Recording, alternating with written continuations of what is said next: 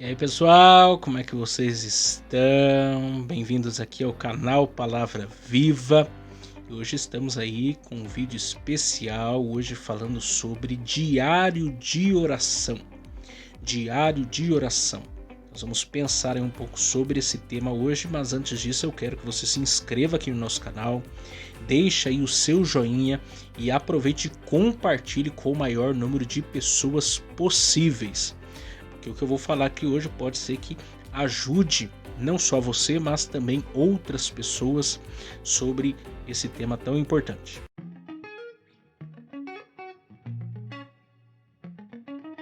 Então, para começar a nossa conversa aqui, eu quero ler um texto com vocês de Efésios. Efésios capítulo 6. Efésios capítulo 6. Verso 18. Verso 18. Orando em todo tempo, com toda oração e súplica no Espírito, e vigiando nisso com toda perseverança e súplica por todos os santos. Vou repetir. Orando em todo o tempo, com toda oração e súplica no Espírito, e vigiando nisso com toda perseverança e súplica por todos os santos. Eu quero aqui, hoje eu quero bater um papo aí com vocês, nada muito formal, sobre a questão diário de oração. Diário de oração.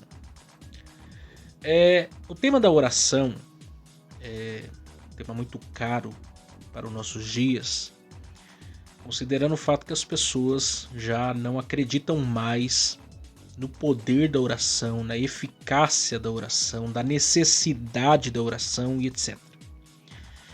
E eu percebo que tem muitas pessoas que não oram por inúmeros motivos. Inúmeros motivos as pessoas não oram. Porque talvez não creia mesmo no poder da oração.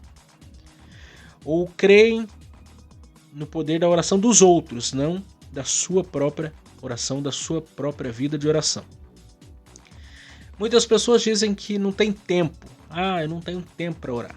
Essa é geralmente a desculpa número 1. Eu não tenho tempo para orar. Ou acham a oração algo chato.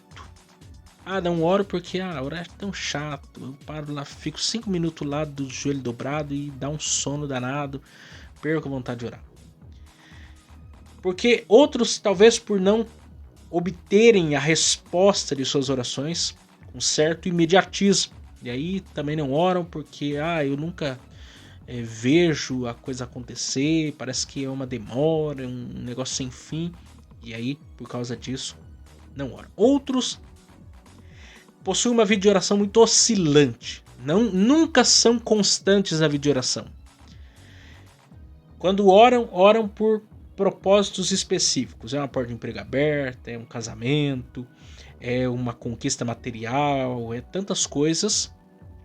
Uma batalha lá no casamento com filhos. Aí vou fazer uma campanha de oração, vou fazer alguma coisa. A pessoa vai pro monte, vai pra campanha, acorda na madrugada e se fixa nesses pragmatismos.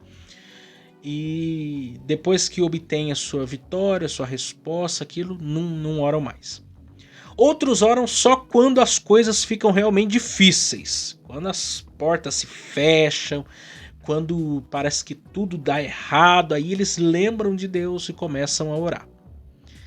E oram muitas vezes não porque querem orar, mas porque é conveniente para eles naquela situação. E são muitos os motivos aqui que poderíamos enumerar. Mas esse é um motivo talvez errado. Esses são talvez motivos errados. São situações equivocadas quanto à nossa vida de oração. Nós devemos orar porque orar é a única maneira pela qual nós iremos conseguir nos comunicar com Deus. A oração é uma forma que Deus deixou para o ser humano se relacionar com Ele. Não tem outra maneira. Nós podemos louvar, podemos fazer tantas coisas, dançar, tudo isso, querendo ou não, são formas de nós nos relacionarmos com Deus. Porém, a oração é, sem sombra de dúvida, a forma pela qual Deus quer que nós nos comuniquemos com Ele. Ele tem sua forma de se comunicar conosco, a sua palavra.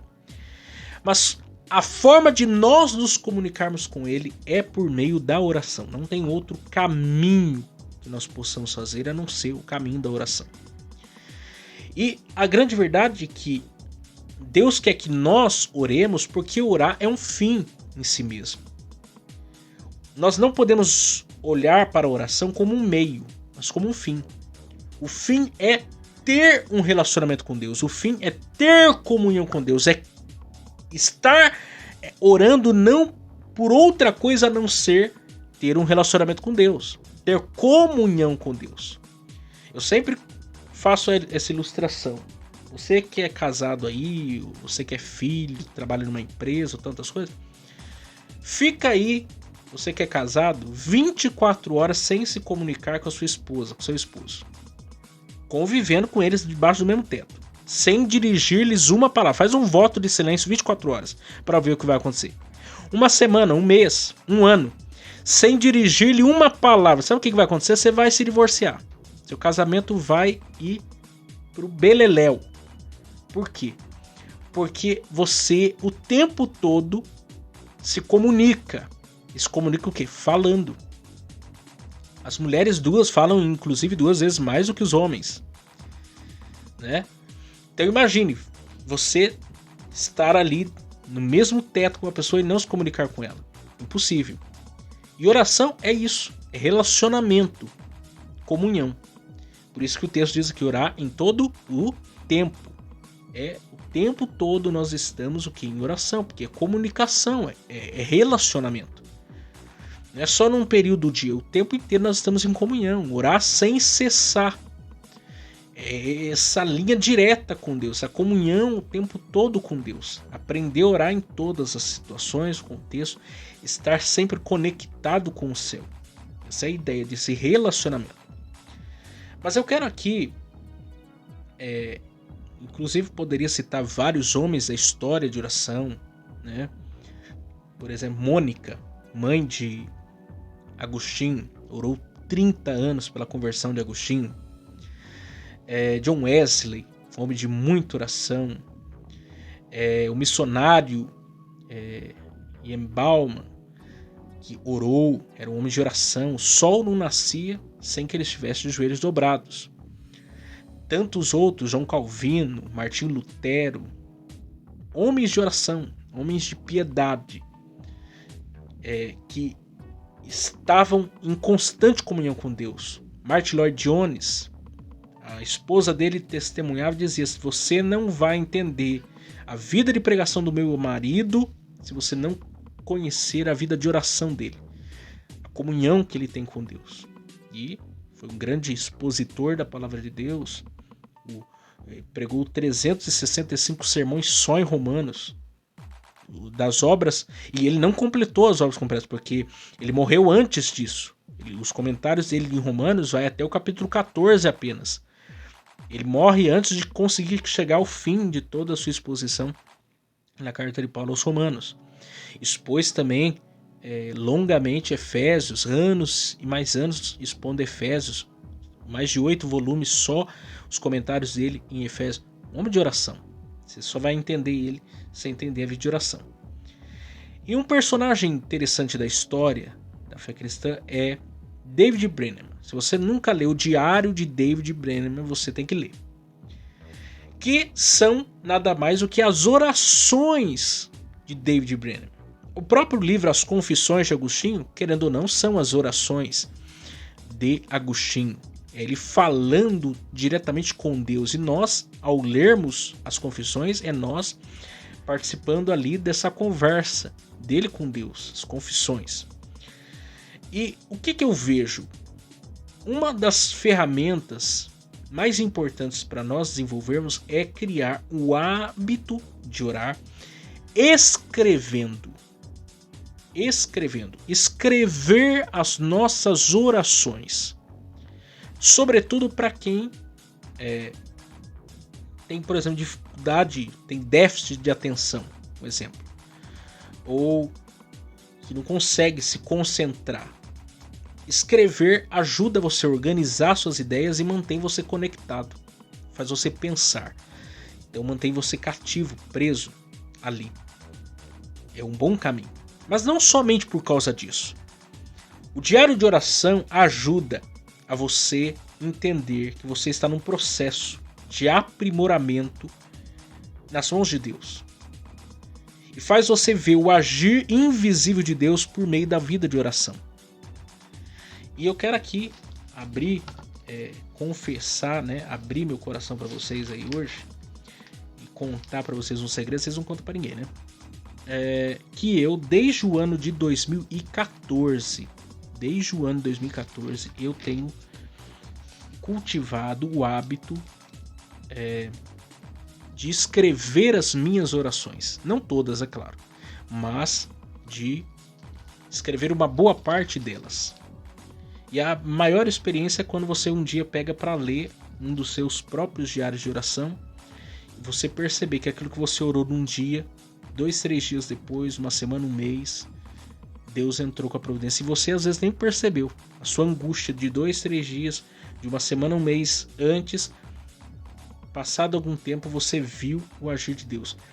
E você começa a perceber que a oração ela tem um poder curador sem fim do agir de Deus. Por exemplo, esse é o caderno que eu escrevi de 2000, quando eu comecei, né? 2014 a...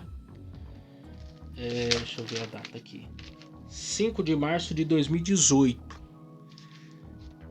Porque eu estava começando, não escrevia sempre. E aí, a partir de 2018, a coisa começou a intensificar. Veja bem aqui. Essas são as orações, começando em 14 de abril de 2018. Que dá quase um caderno aí de 5 matérias aí. Depois, 2019. Todas essas orações aqui de 2019.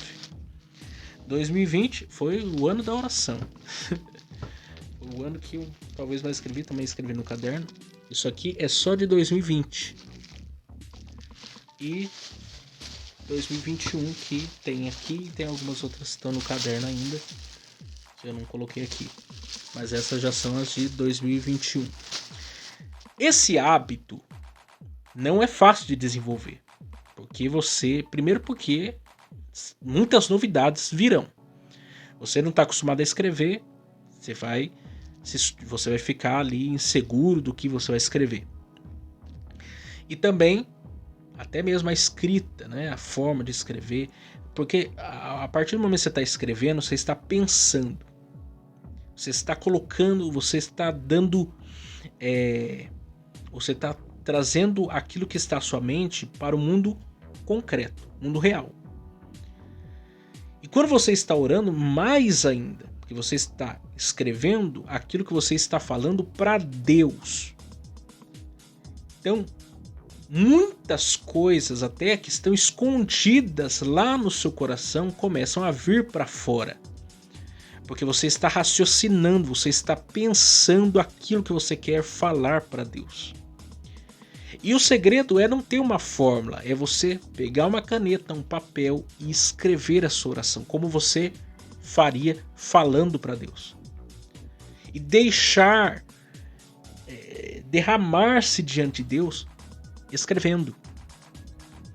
Contando exatamente para Deus tudo aquilo que você precisa contar, falar para Deus tudo aquilo que você precisa falar, sem economizar em palavras, em expressões, em tudo. Por quê? Porque amanhã, depois, mais tarde, você vai pegar esse mesmo. Isso aqui é feito para você, não é feito para ninguém ler. É para você apenas. E você vai um dia pegar isso e vai ler. E vai ver no processo como que Deus trabalhou com você nesse processo. Isso é a beleza de você escrever as suas orações. Por exemplo, se você tiver a oportunidade de ler o livro do David Brenneman, você lê as orações dele, é algo que você lê em lágrimas. Por quê? Porque você vê um homem profundamente piedoso, que tinha um entendimento sobre Deus muito profundo e claro, e que era um homem que se derramava, tinha sofrimentos, tinha angústias profundas da alma. Morre, por exemplo, aos 29 anos com tuberculose.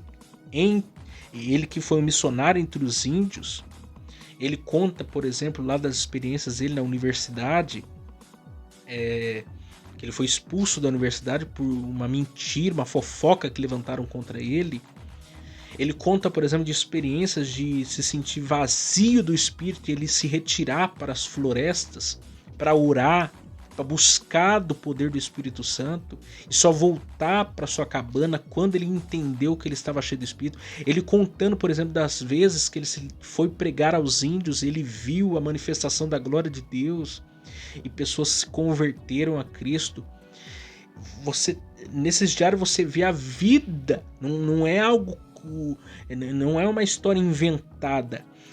Um diário é a história real da sua vida, o dia a dia, é a história da sua vida com Deus, do seu relacionamento, da sua realidade de vida sendo contada. E essa é a beleza de você ter um diário de oração, para você ter registrado as suas experiências com Deus para a sua posteridade, para a sua velhice, para os seus dias maus, você poder recorrer isso em algum momento e perceber como que Deus tem cuidado de você em todo esse processo. Então eu quero incentivar a você a criar o hábito de escrever as suas orações, você ter um diário de oração de fato e aprender a orar, ter propósitos de oração, fazer orações específicas sobre tantas coisas que precisam de nossas orações, porque a oração não é algo sem propósito. Não, a oração tem um fim, tem um propósito. O nosso Deus, ele responde às nossas orações. Por isso eu quero incentivar você a orar, a escrever as suas orações, a buscar ter comunhão com Deus, regularidade, não deixar, não ir dormir sem nem que tenha falado pelo menos 5 minutos com Deus. Ter um relacionamento com Deus, porque é somente assim que nós vamos ter um relacionamento íntimo com Deus e crescer na graça e no conhecimento de Deus. Deus abençoe vocês. Curtam aqui esse vídeo, compartilhem com outras pessoas e orem, porque oração ela é fundamental para a vida do crente.